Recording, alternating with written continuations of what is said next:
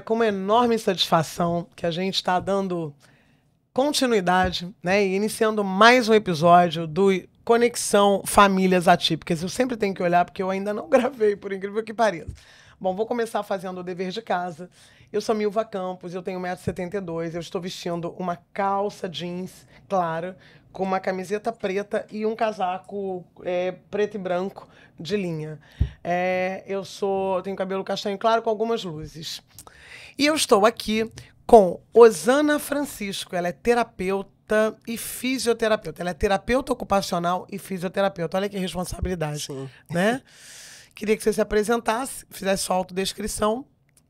E a câmera é sua. Prazer, eu sou Osana Francisco, eu sou uma mulher negra, estou vestindo uma blusa estampada com uma estampa solar, né, uma blusa colorida com uma estampa alegre, uma calça bege, meu cabelo é crespo, estilo black. Tenho 46 anos e é isso que ela falou. Minha formação é fisioterapia e terapia ocupacional. E ela está com brincos belíssimos, uma argola, acho que... que cor é? Branca? Branca. Branca, begezinho, pérola. É begezinho. linda, muito bonita. Mas vamos lá, a gente não veio aqui para falar das nossas argolas e nem dos... Mas vamos lá. Bom, você atua na Casa da Convivência Nossa Senhora Mãe do Belo Amor, que dá suporte para pessoas de 5 a 59 anos, fica no Lins e foi fundada pelo Padre José Marques. Lá são 51 pessoas e a maioria é o público autista, né? Isso, 151. 151 pessoas. Eu escrevi 151 e falei 150. E aí eu quero primeiro que você me diga, você vai falar do trabalho da casa, mas antes eu quero que você me diga como você chegou ao público PCD.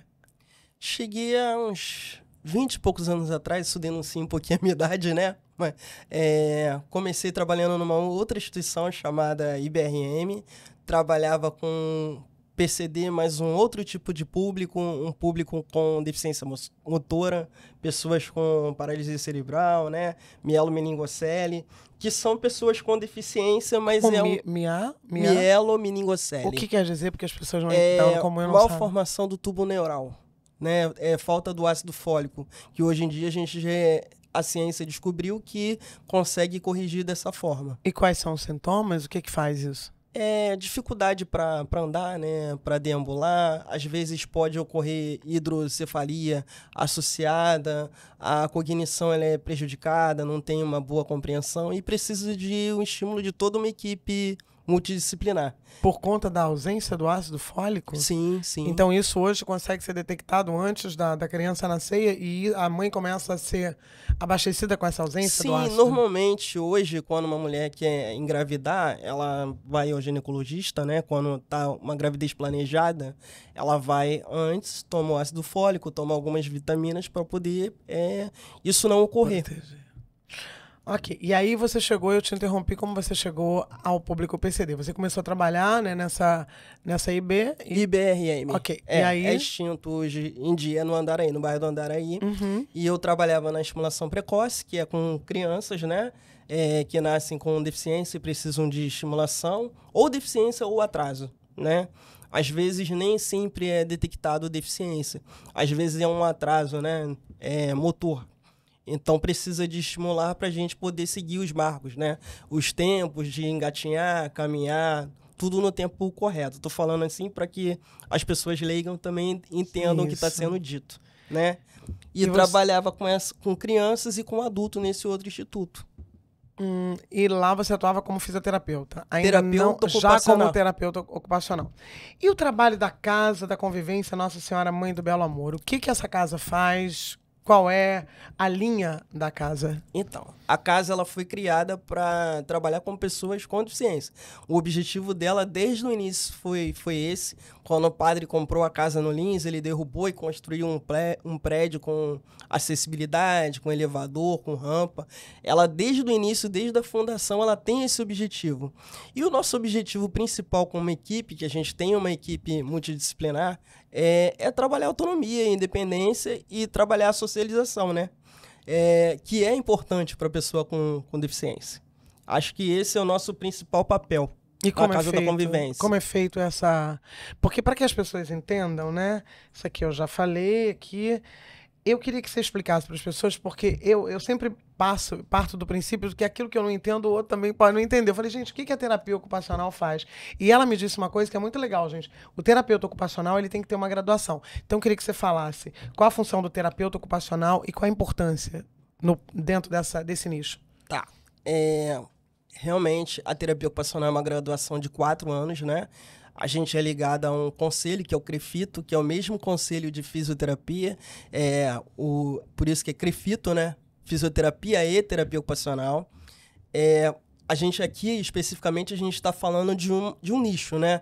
Que é a pessoa com deficiência. Mas o terapeuta ocupacional trabalha com idosos, trabalha em hospitais, trabalha em abrigos, em presídios. Então, a gente tem um leque extenso de trabalho, de atuação. Em presídios? Desculpa a curiosidade, que eu vou te perguntar. O que faz no presídio? É a própria socialização, porque ressignificar, né? A gente trabalha com atuação, a gente trabalha com atividade de vida diária, atividade de vida prática. Então, a gente traz esse outro olhar para aquela pessoa. Um tempo usado de forma adequada. A profissão não acho tão adequada ao nome, né? Terapia ocupacional, porque a gente não ocupa ninguém, mas a gente trabalha a função. E é isso que a gente faz o tempo inteiro. A gente trabalha desempenho ocupacional. Função. Dar funcionalidade àquilo. Não simplesmente fazer algo sem função. Fazer por fazer. Né? Vocês dão asas para que as pessoas continuem voando, né? Sim. A gente trabalha em empreendedorismo também. Tem alguns terapeutas ocupacionais que são bons nessa área. Não é muito a minha área de atuação, mas tem alguns que são, né? Com criança, por exemplo, criança com deficiência. Qual é a atividade da criança? É o brincar, né? Só que a gente trabalha o brincar de forma direcionada. A gente, depois que é adulto, a gente não percebe que as cores que a gente aprendeu servem para a gente ver o sinal, para a gente escolher uma roupa e combinar uma roupa. Aí na terapia ocupacional você trabalha isso lá atrás. A gente trabalha a coordenação motora fina. Você está aí segurando uma caneta, por exemplo. A gente vem e trabalha os padrões manuais através da massinha, através da argila. Aí com a massinha a gente trabalha o padrão manuais e trabalha as cores junto, né? A gente pode trabalhar parear o que é igual, o que é diferente. Então, a gente tem N situações. Isso eu estou falando do mundo da criança. Do mundo do adolescente, do adulto, o terapeuta ocupacional ele vai trabalhar atividade de vida prática. Atender um telefone, eu ter um telefone de emergência para eu ligar para acontecer alguma coisa. Lá na Casa da Convivência a gente tem uma sala com uma porta com várias fechaduras, né? Que eu falo e repito isso como motorista várias vezes, que quanto mais a gente faz, mais fica melhor, aquilo se fixa, né? Então, você tem um sinal, né? Um semáforo, você tem as cores, você aprendeu aquelas cores lá atrás, mas um semáforo, ele tem um significado, verde tem, o amarelo tem, o vermelho tem. Então, para você criar essa autonomia da pessoa, né? Poder andar na rua, do ir e vir, ela tem que saber os significados daquilo ali, né? Senão ele vai ser atropelado. Às vezes, lá tinha um deficiente que ele atravessava quando todo mundo atravessava. Aí um dia não tinha ninguém no sinal. Ele foi atravessar, ele foi atropelado. Nossa, olha que coisa, gente. A gente precisa entender o significado das coisas.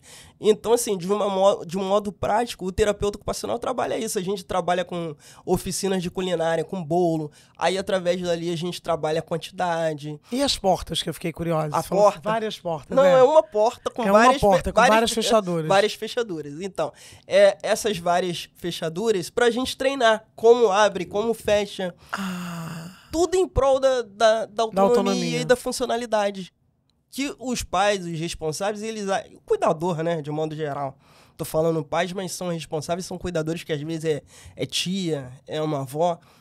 Nós não vamos viver para sempre. Nós temos que preparar ele para a vida, o máximo possível que a gente consegue ir. Nem todos vão conseguir fazer tudo, mas a gente tem que buscar fazer o que cada um consegue, né? Mas você percebe, assim, que isso transforma? Por exemplo, você tem um caso, assim, de alguém que chegou lá sem saber fazer absolutamente nada e, de repente, você viu que expandiu e de repente, começou a... Sim, tem alguns casos. Que bom. E você acha que... Essa é uma pergunta, você falou de cuidador, né? E eu vi uma próxima pergunta. Você encontra resistência em relação às famílias? Existe isso? As dificuldades?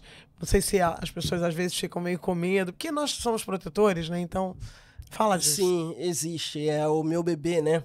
O bebê não vai Fala crescer disso nunca. que é bom para as nossas mães. O bebê não vai crescer nunca. Ele não precisa ir no banheiro, não. Ele fala, na atuação da terapia ocupacional, não, Rosana, eu troco o absorvente, eu levo o banheiro, né? Não precisa. Mas e aí, quando você não tiver, como é que vai ser? Né? Eu boto o pratinho dele, mas a pessoa não sabe nem a quantidade que come. Aí, às vezes, a gente já teve situação de familiar que fica internado e tem que ficar aos cuidados de alguém. E como é que aquela outra pessoa vai fazer, né? Ele não sabe se portar à mesa, não sabe comer com talher. Às vezes, essas famílias não percebem que elas estão tolhidas de irem aos lugares, de irem a um restaurante junto com aquele familiar. É um momento de proporcionar um bem-estar para eles e para a família, né? Dele saber se portar, ir num restaurante, saber almoçar, ir num rodízio. Tá todo mundo se tolindo de alguma coisa. E eles não têm essa compreensão. E eles vão, às vezes, ter essa compreensão já mais tarde, quando tá com 60, 70 anos, e esse PC dele tá adulto, né? E ainda tem condições de ser trabalhado, mas é mais difícil, é mais resistente. E eu já ouvi de uma mãe, inclusive, uma vez, já nesse contato, né, que eu tenho tido, ela falando, ela já mais assim, né, com uma idade um pouco mais avançada, e ela disse, hoje a minha grande angústia é saber quem é que vai cuidar do meu filho da mesma forma que eu cuido, né? Então fala um pouco disso, cuidado tem que ser sempre da mesma forma que o pai cuida ou pode ser diferente? Não, pode e deve ser diferente, né? É necessário que seja diferente. Tanto é que lá com a gente lá na instituição, eles agem de uma outra forma. Às vezes a gente faz lanche coletivo, faz refeição lá, terapêutica, fala assim, nossa, em casa ele não come isso, né? Mas lá come, porque todo mundo tá comendo. A gente tinha uma assistida que ela amanhã as festas, não por questão de estímulo por um erro familiar, não, era uma questão dela. Ela não comia nada nas festas. Foi no casamento do filho, ela teve que ir embora mais cedo porque ela não conseguiu comer a refeição que era servida nesse casamento. E quando chegou na casa da convivência, a gente tem almoços, a gente tem lanche. Então, uma coisa importante de ser dita, o espelhamento. Se o outro está fazendo, eu vou fazer também. Porque a gente se espelha na ação do outro, né? Sim. No que é bom e no que é ruim. Os nossos preconceitos... São os frutos do meio, a antropologia, né? A gente consegue modificar ao longo do tempo, mas para o deficiente é mais difícil, porque ele está aprendendo olhando, espelhando, né? E se não espelha algo legal, algo adequado, é mais difícil. A gente vai reproduzindo isso ao longo da vida. Então, você tem familiar que tem restrição alimentar, que não come cebola, não come alho. O filho não vai querer comer, né? E com os autistas, né? Você acha que... Não, antes dessa pergunta eu quero te fazer uma outra pergunta que está totalmente ligada a essa. Então, como vocês lidam com a questão dos limites? Porque trabalhando com o público, né, dentro desse nicho aí da deficiência, vocês colocam limites? Como é que vocês administram? Como você vê a questão do limite, por exemplo, para criança autista ou para o Down ou para qualquer outra deficiência? A gente coloca limite, sim. A gente coloca limite, a gente orienta a família. Ontem, você está falando isso, ontem aconteceu uma situação Conte, que é sempre bom corroborar. Muito engraçada. Sim. Um menino, né, com 9 anos, diagnóstico de TEA, do transtorno do espectro autista nível 1, e TOD, né? Sim. Desafio, né? E a mãe falou, olha, você entra, faz aí a atividade direitinho, que eu vou ali pegar teu remédio, volta. A história foi essa, né? A gente precisa citar o nome, mas foi exatamente isso. Sim. Você entra, faz a atividade aí, e daqui a pouco eu vou vir te buscar. Aí ele balançou a cabeça que não. Aí ela falou assim, não, mas... Depois nós vamos ver o filme, nós vamos ao cinema, fica aí numa boa que nós vamos ao cinema depois. Aí eu tava na porta, eu falei pra ela, você tá trabalhando com recompensa. Barganha, né? Aí eu falei, isso nem sempre é legal. Eu falei, eu já vi você fazendo isso outras vezes, isso não é interessante. Quando não tiver recompensa, que você não tiver nada pra trocar, como é que vai ser? Eu falei, ele precisa saber que ele tem que estar ali, que ele tem que estar numa boa, e é uma coisa boa pra ele, não porque ele vai ganhar algo em troca, né? Então, isso também é um pequeno limite? Mas a gente... eu sou a favor do colar de identificação do autismo. Sim, sim. Eu sou muito a favor disso, porque, diferente de outras síndromes, eles não têm nada no rosto que identifique que eles têm uma síndrome, né? Que eles são uma pessoa com deficiência. E às vezes eu já vi no shopping, já vi em restaurante, se joga no chão e o familiar fica com vergonha porque não sabe como vai intervir e as pessoas ficam em volta.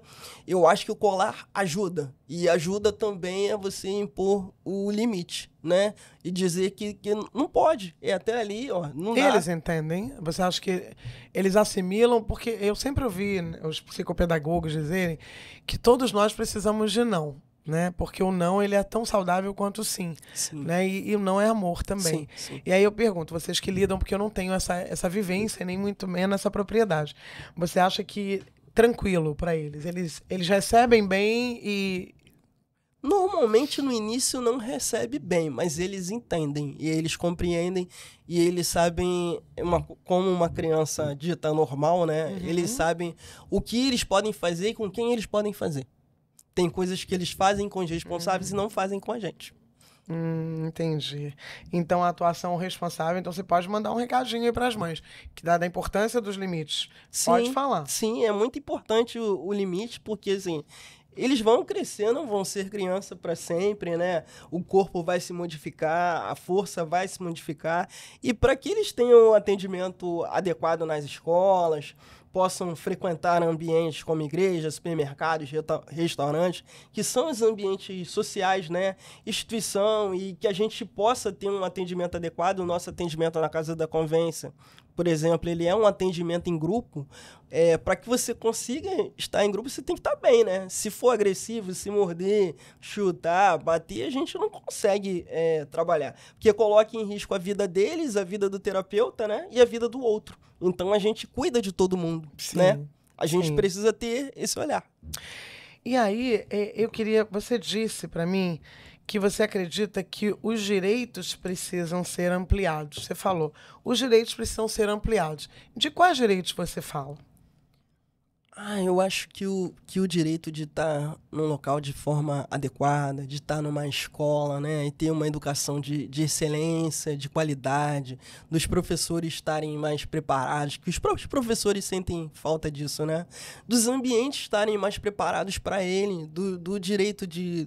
A gente falou aqui de cinema, hoje em dia você tem sessões inclusivas, mas por que não pode ter uma sessão regular e que a pessoa com deficiência esteja ali, né?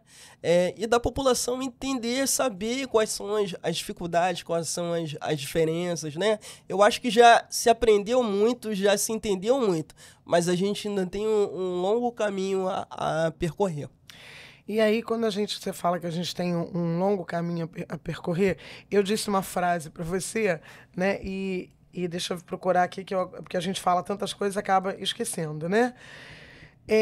Eu disse, vocês preparam para o mundo, mas o mundo está preparado para eles? E aí eu quero que você diga aonde você identifica esse despreparo.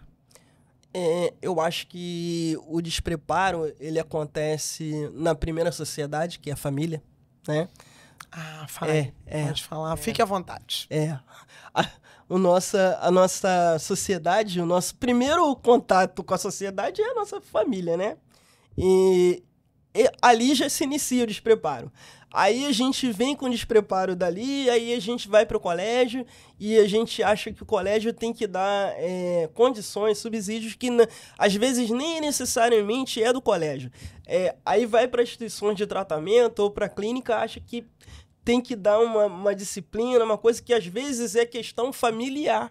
Eu acho que a gente precisa trabalhar esse lado, né? A primeira sociedade, ela é a família. A minha, a sua.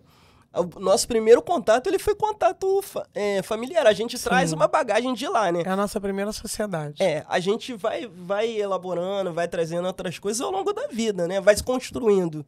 Mas o primeiro momento, ele é lá. E eu acho que a gente tem que trabalhar esse olhar e estar mais aberto ao que o terapeuta está falando. Que às vezes eu acho que a família se fecha muito. A gente vem, fala, vocês ficam chateados com a gente, se fecham, ficam com raiva. Às vezes passa um tempinho, uma semana, até volta diferente. Mas no primeiro momento tem aquele choque. E vocês dão deveres de casa? Sim. E você acha que esses deveres, eles são acatados? Não, não. E Nem sempre. Tem alguns profissionais que dão. Quando eu estava na atuação como terapeuta ocupacional na Casa da Convivência, a gente usava muito oficina de culinária, roda de conversa. Ainda faço roda de conversa como terapeuta ocupacional. Que aí eu trago alguns assuntos. Já trouxe limites, a capacidade de funcionalidade, que as pessoas acham, não entende, não tem funcionalidade. Todo mundo tem alguma. Né? Você pode não ter o seu desempenho ocupacional completo, amplo, mas dentro do limite você vai ter algum. Nem todo mundo sabe dirigir, mas né? Mas consegue pegar o carro, o ônibus, né? E chegar até o local. Então, se adaptou de alguma forma e vai chegar até ali, né? Eu costumo fazer uma comparação, às vezes não sei nem se é uma comparação muito boa, mas o analfabeto funcional. Né? Sim. Ele lida com moeda monetária, que é uma coisa que o terapeuta ocupacional ensina. Eu não entendo na minha mente até hoje como é que eles sabem fazer conta e como é que sabem dar troco. E quando eles sabem quando eles estão sendo lesados também. Eu tô falando isso porque a minha mãe era analfabeta funcional. A minha mãe também. Então, por isso que eu tô te falando. E ela sabia exatamente quando ela ia pegar a aposentadoria dela, se faltasse um centavo, eu não sei como. E não era uma pessoa com deficiência, mas sabia. E sabia pegar um ônibus, sabia ir até algum lugar, era uma pessoa capaz de trabalhar. Minha mãe era cozinheira, né? E, Rosana, ela sabia o que era 500 ml? Não. Mas a comida saía perfeita. Então, é o que eu falo. O deficiente, ele é capaz de fazer as coisas. A gente só precisa ensinar, insistir e ter carinho nesse tempo, ter dedicação. Que as pessoas, é mais fácil dar... Eu tive um paciente particular, que eu cheguei na casa dele com 16 anos, autista. Autista nível 3, que é o mais... Antigamente se chamava de severo, né? E a mãe dava comida na boca dele. Eu falei, mas por que você dá comida na boca dele? Ele tem condições de comer sozinho. Ele não tem deficiência motora nenhuma. E isso a gente foi elaborando, foi trazendo, foi fazendo, porque era mais fácil para ela. Era o bebê, né? Era difícil deixar o bebê crescer. E ele fazia como criança mesmo. Ela dava um pouquinho de comida, ele levantava, andava pela casa, aí depois ele voltava. Hoje em dia, a gente treinou ele comer sozinho, de colher, e hoje em dia ele consegue comer de garfo e come à mesa com a família. Então, é capaz, é possível. Somos seres condicionados, sim, né? Sim. Então você acha que, tanto na mãe atípica, eu acho que não muda nada da mãe neurotípica, né? Nós somos sempre aquelas que queremos prover e não queremos que os nossos filhos cresçam, né? Sim. Então, isso, de repente, você está falando, é um novo caminho que está se abrindo. Eu sei que deve ser difícil para elas, mas você está aqui para encorajá-las, né? Para dizer que isso aí tem ganhos, né? Sim. E aí a gente falou também, você falou sobre a questão que você identificava uma coisa que você acha que ainda deve melhorar, né? Que é a incidência de deficientes nas salas regulares e que os professores precisam se preparar, né? Explica um pouco esse teu pensamento. Então, a pessoa com deficiência, assim como uma criança normal, por isso que eu sempre faço essa comparação. Eu era uma criança que eu gostava de estudar. Eu gostava de ir para a escola, eu gostava de estudar, não gostava de faltar, podia estar frio, calor, do jeito que fosse, eu queria estar na escola. Mas nem todo mundo é assim, né? Verdade. E as crianças com deficiência, eles ficam muito com essas famílias. É o que eu falo. Eles não estão nem sempre nos ambientes sociais de festa, da família viajar e deixar ele... vai ficar na casa do primo, né? A gente tinha essa coisa, vai passar as férias na casa do primo, não. Eles passam as férias na casa deles. Nem sempre eles vão numa praia, eles vão num parque, vão na Quinta, né? Da Boa Vista, a gente está aqui no Rio de Janeiro, são lugares de passeio, né? Vai no zoológico, vai no museu. Então, ele fica muito ali grudado com aquela família. Quando ele vai pro colégio, nem sempre ele quer estar naquele colégio ali, né? Ele faz birra para poder... Qual é o lugar de conforto dele? Qual é o lugar bom para ele? A casa. A casa. Ele quer voltar para casa, né? Então, ele quer voltar para casa, ele usa todos os artifícios que ele pode para levar para casa. Ele bate no colega, ele morde a professora. É mesmo? Tem um agora que eu tô atendendo, que é um paciente particular. Na semana passada, por 2 vezes ele tirou a roupa inteira, ficou de meia cueca, porque aí a professora ligou pra mãe poder ir buscá-lo. Aí, quando eu fui atender, a mãe me contou isso. Eu falei assim, ele tá fazendo isso pra você poder buscá-lo. Da próxima vez que ela ligar, você fala que não pode ir. que ele vai parar. E foi. E eu dei a orientação na frente dele. E ele começou a rir. Porque era exatamente isso. Ele percebeu que você sabia. E aí ele falou, essa é esperta, percebeu. Era exatamente isso. Eu vou tirar a roupa toda. Ele tem 7 anos. Sim. Ele tá numa turma regular. E a professora não sabia como lidar, né? Eu acho que falta essa troca com a gente. Você acha que falta formação também? Falta, porque a formação, o conhecimento que eu tenho hoje é uma bagagem que eu busquei e que eu paguei. Né? O poder público, ele não te dá essa bagagem. Muito difícil. Você tem poucos congressos, poucos simpósios, né? Voltados para isso, nas esferas públicas, né? Federal, estadual, Sim. municipal. Sim. Eu acho que esse acesso teria que ser gratuito. Que o profissional, ele tem que ter esse acesso de forma gratuita. Que nem todo mundo tem condições de pagar. Porque você tem um acesso de conteúdo e um acesso de experiência. Eu tenho uma experiência de 20 e poucos anos, mas eu tenho um acesso de conteúdo que eu tive que custear para poder aprender, né? Que nem tudo vem só pela experiência, né? Não, com certeza. Você tem que legitimar essa experiência também com uma formação, né? Sim. Com gente que preparou conteúdos da mesma forma que a gente prepara uma sala para possibilitar que as pessoas com deficiência elas possam estar inseridas naquela sala com tudo que é necessário. Sim. Da mesma forma. Hoje você não atua mais tanto, de vez em quando, né? Porque tem uma coisa aí que grita, com certeza, que é o dom, e aí a gente não foge dele, pode até tentar, mas a gente não foge. Você hoje está coordenadora dentro da casa da convivência. Sim. E aí eu quero que você me diga o que mudou, assim, a nível de desafio, né? Porque você saiu do lado de cá e foi pro lado de lá, de quem administra, de quem toca. E aí, me conta sobre isso. Fala para as pessoas. Sim, eu atuava diretamente com eles, né? Como algumas histórias aqui que eu contei, né? Sim. Agora eu atuo diretamente com as famílias. Que, além da parte burocrática, né? De toda a papelada, eu atuo diretamente com as famílias. E é difícil. Como terapeuta ocupacional, eu tinha esse olhar já, né? Dessa dificuldade que tem com as famílias. E é um enfrentamento que a gente tem. Essa dificuldade de...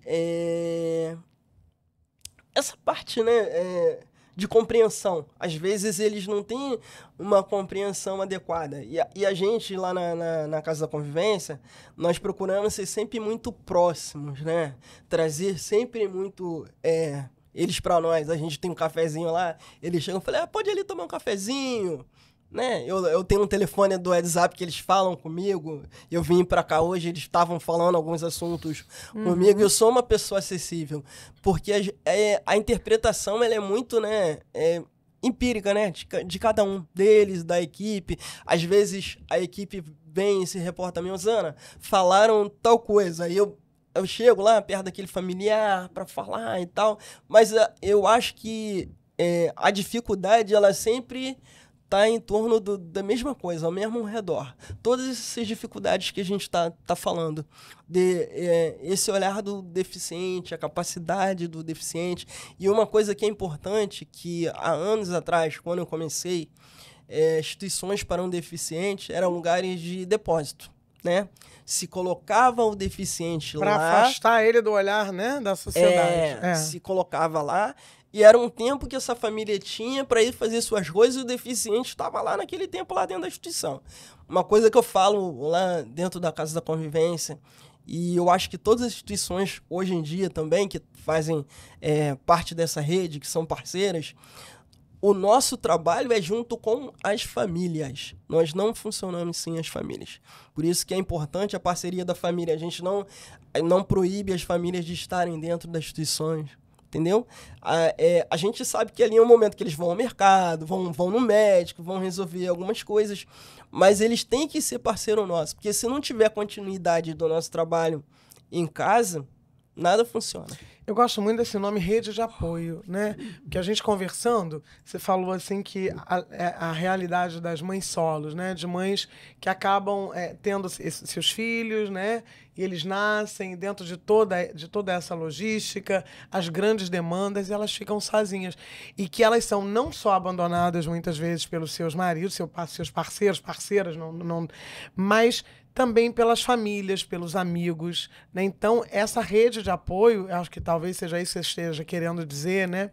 Que quanto mais essa rede de apoio ela fica fortalecida, mais esse suporte para essas pessoas ele consegue se solidificar e dar melhores frutos. É isso que você quis dizer? Até essa questão que você comentou dessa mãe de quando eu morrer, com quem meu filho vai ficar? Se você tem uma rede de apoio de amigos, de familiares, tios, sobrinhos, às vezes ele vai ser cuidado por outra pessoa, mas que tinha uma afetividade antes. Porque é difícil você criar uma afetividade com uma pessoa do nada, uma pessoa que você não conhece, né? E uma questão social, a sociedade ainda não entende eles bem. E às vezes tem medo. Aí um autista vai fazer uma estereotipia, ou tem pessoas com síndrome de Down, é mais gago, é mais difícil de falar alguma coisa, essa compreensão. É difícil você criar vínculo com alguém que você não conhece, não convive. E essa ponte que a gente está tentando fazer aqui, né, através desse podcast, do trabalho que é desenvolvido por vocês, estabelecer essas pontes, né? Onde você acha que está faltando? É na informação? Porque eu te perguntei, a informação está funcionando?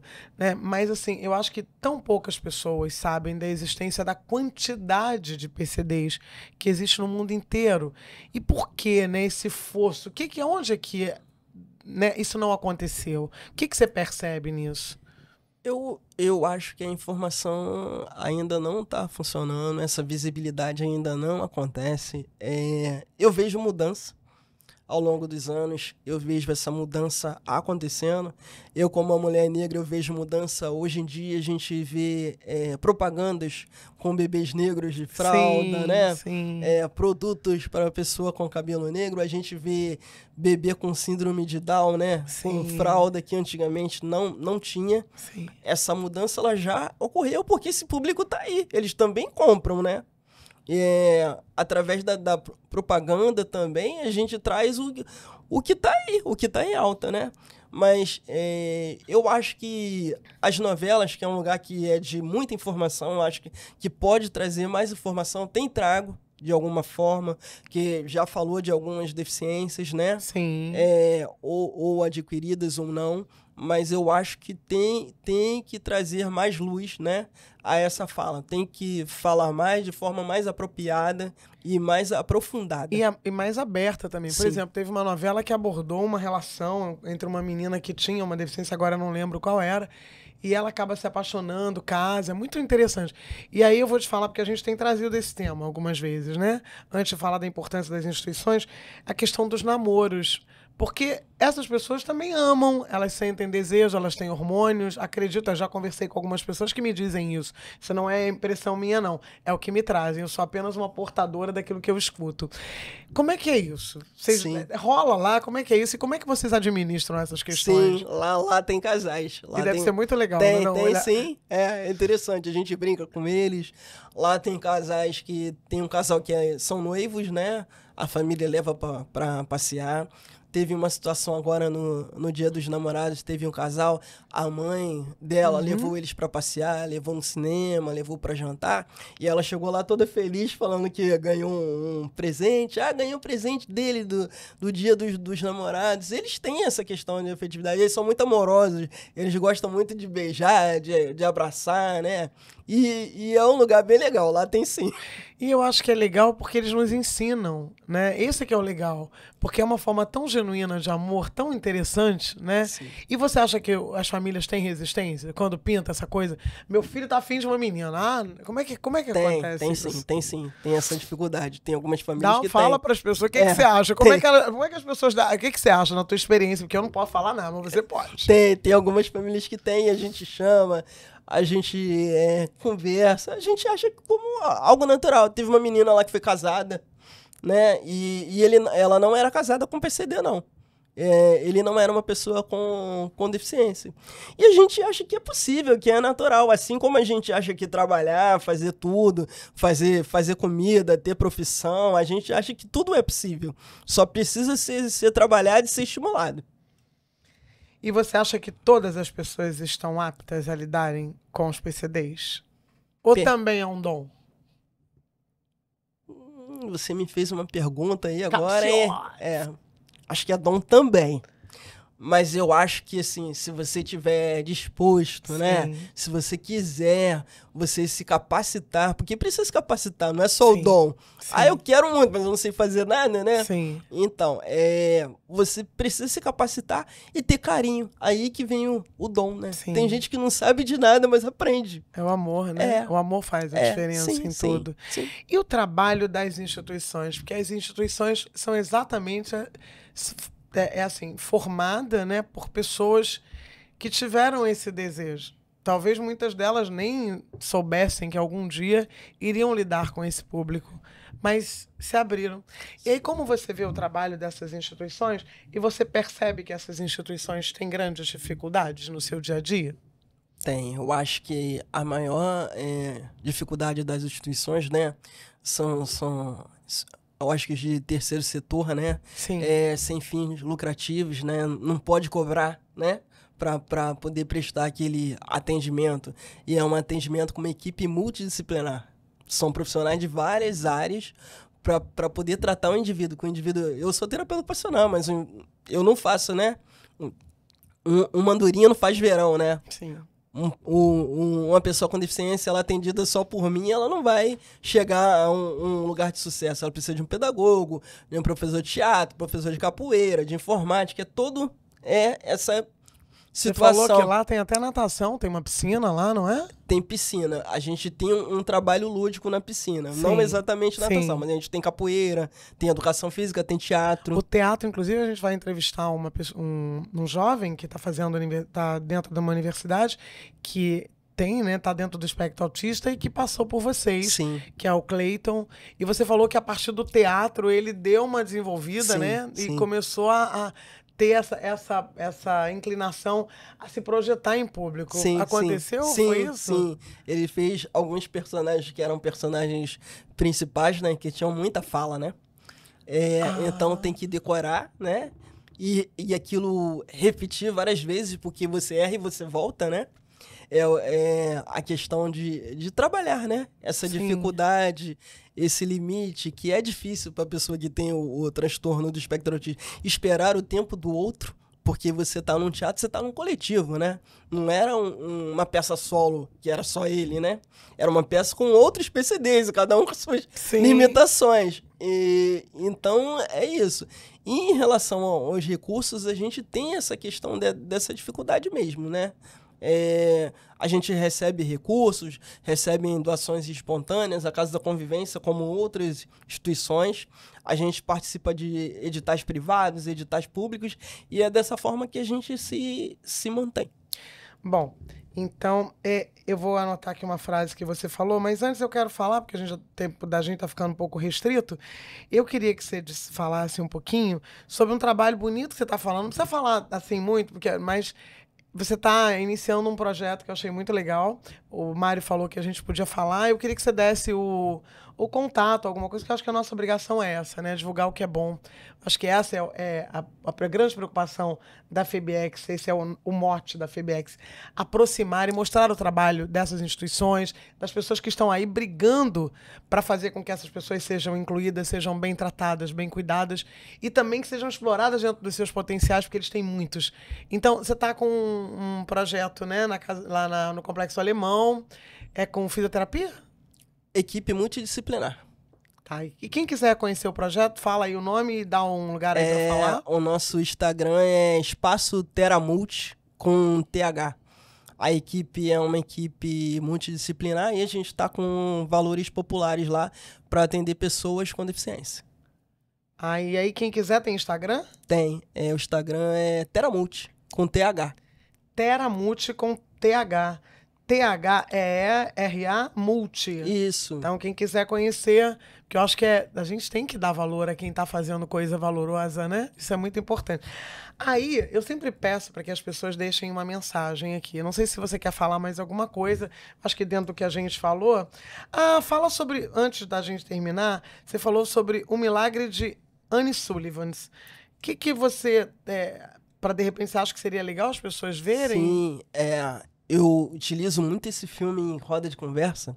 É um filme muito interessante. É uma pessoa com deficiência, né? Deficiência auditiva e deficiência visual. É uma história real. Eu acho isso, assim, algo maravilhoso. É uma história real. No momento que é passado o filme, né? A época que é passado o filme, não existia terapeuta ocupacional, não existia pedagoga, a gente não tinha essas profissões, né? Sim. Só que quando você vê o filme, você percebe muito da terapia ocupacional ali nesse filme. E é uma história de sucesso e é uma história real. Então eu acho isso maravilhoso, que se ela conseguiu, todo mundo consegue. E o nome do filme é esse mesmo, O Milagre de Anne Sullivan. É um filme de 1h e pouquinho, é um filme curto. E vem aonde? Dá pra ver no YouTube. É um filme legendado, mas assim, dá pra entender o filme perfeitamente. Eu acho maravilhoso. É de chorar e de aprender muito. E aí, você falou, quando os meninos estão ensaiando, eles erram, mas eles podem voltar, né? Então eu achei essa frase tão bonita, porque eu acho que ela fala tanto. Você falou, mas ela ali intrinsecamente tem tanta coisa. Talvez a gente continue errando, mas a gente tem como voltar. E aí eu queria que você olhasse ali para aquela câmera e deixasse a sua mensagem em cima dessa frase, né? Aonde você acha que a gente está errando e de que forma a gente pode voltar? Porque esse é o nosso compromisso. É toda sua. Tá. Eu não vou nem falar dos nossos erros, não. Eu vou falar, acho que, onde que a gente pode acertar. Eu acho que a gente tem que acreditar neles, né? Como família, como profissional, como terapeuta, como instituição. Eu acho que a gente tem que acreditar que eles são capazes e criar possibilidades para que eles possam chegar onde eles gostariam de chegar, né? E a gente enxergar isso e ter um lugar legal como família, ter um amor e a gente possa ter a nossa missão cumprida como família. No momento que esse familiar, que essa família, esse cuidador envelhecer, ele fala, poxa, eu fiz a minha parte, agora eu posso estar tranquilo ali, né? Eu consegui desenvolver o meu papel, que cada um de nós veio com papel, né? Eu vim com o meu, a Milva perguntou para mim, a gente conversando, se eu escolhi ou se eu fui escolhida. Eu não escolhi, eu fui escolhida. Então eu vim com o meu papel, eu tô aqui, né, tentando fazer o meu papel e que cada um de nós possa fazer o melhor. É isso, recado dado. Gente, muito obrigada. Obrigado Osana, você. foi maravilhoso. O tempo é curto, né? Mas eu quero agradecer a sua participação e quero agradecer esse ensinamento, né? Mais uma vez a gente aprende. Hoje você teve a oportunidade de entender um pouco do trabalho da Osana, que é a terapia ocupacional, e mais ainda, teve mais uma possibilidade de ver o belo trabalho que essas instituições elas desenvolvem, né? A partir de tantas funções. Então, muito obrigada pela audiência de vocês. Se você está gostando, você compartilha, você vai lá, ativa as notificações no sininho e passa isso para mais pessoas, né? Para que outras pessoas que também, como eu, não sabiam qual era a função da terapia ocupacional, possam conhecer esse belo trabalho e o trabalho também da Casa da Convivência Nossa Senhora, Mãe do Belo Amor, como trabalho de tantas outras instituições que desenvolvem essa função nobre de trazer esse público para mais perto da sociedade. Até o próximo episódio. Obrigado, Milva. Ai, fui.